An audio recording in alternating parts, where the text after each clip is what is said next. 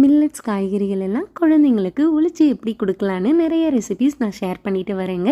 இன்றைக்கி வெள்ளை சோளத்துலேருந்து எப்படி பால் எடுக்கலாங்கிறது தான் ஷேர் பண்ணியிருக்கிறேன்.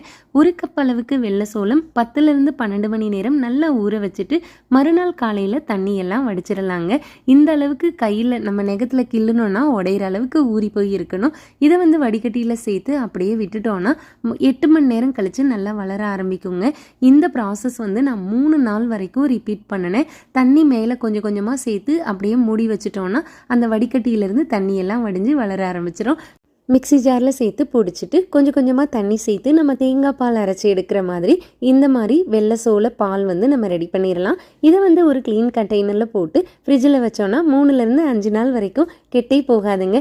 இதை வச்சு என்ன செய்யலாம் அப்படின்னா சூப்பு செய்யலாம், கஞ்சி செய்யலாம், அடை கூட செய்யலாங்க. இதோட டீட்டெயில் வீடியோ நம்ம சேனலில் இருக்குது, செக் பண்ணி பாருங்கள்.